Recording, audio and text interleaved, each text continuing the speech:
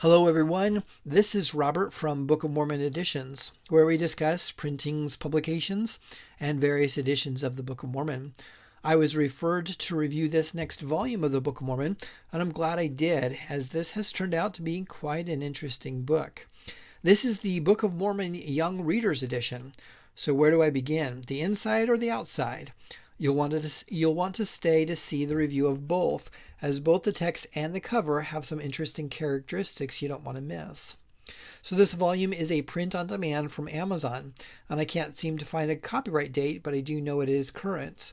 The spine lists Nicholas Pollock, and I can't seem to find a proper contact for any follow-up either. But right off the bat, you'll see that the text of the Book of Mormon is a paraphrased text. It is patterned after the Salt Lake chapter format, but has been rewritten for a modern audience. And I expect that from the title, it's for a younger generation of readers. Which is pretty obvious from going through the text, as the paraphrased wording is a little bit more casual, and it seems that the text was paraphrased with the help of some sort of artificial intelligence program.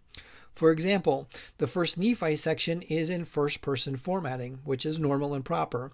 However, there is a Nephi mentioned in Helaman chapter 8, and this is in first-person perspective also. And the Nephi listed in 3rd Nephi are in first person also too. It seems that any time they're mentioned of Nephi, it switches to a first-person formatting and writing. And a closer look shows that there are other instances where it converts to first-person formatting. For example, Wicked King Noah's experiences is in the first-person perspective of him too.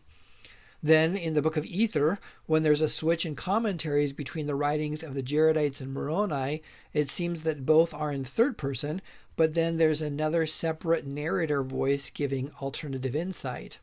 However, when reading through it, it's actually pretty good in terms of the message and content. I was actually really impressed by the text and thought that this would be something that I could read to my kids or give to a teenager to read. Overall, I was impressed by the paraphrased text and could look past the AI-generated material enough to give a thumbs up on the volume. Overall, it was written well for a younger generation to read and understand.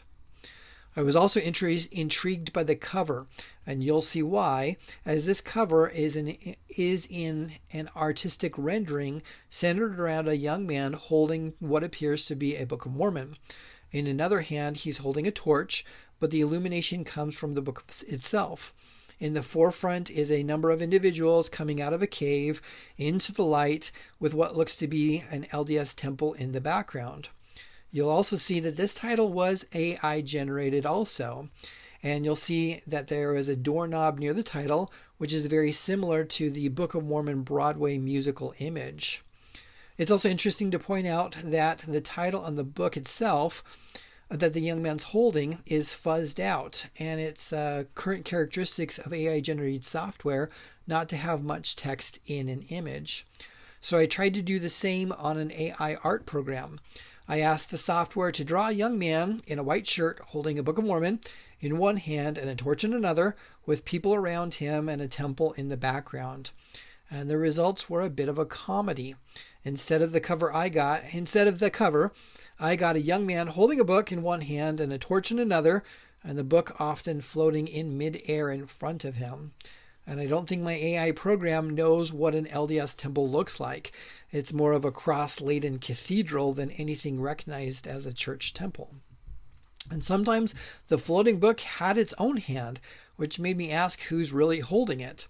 I guess my artificial intelligent art program has its limits, but maybe it's also the lack of knowledge with me giving bad details. So in general, I think this AI-generated cover was pretty good, as I could not duplicate it to any improved degree. So I'm not a critic of this cover, as I think it works pretty well for a young reader's edition. And yes, there's a lot of symbolism in this cover, a young man being illuminated by the contents of a book, which then he can help others come out of the darkness too, all under the influence of a temple as a final focal point.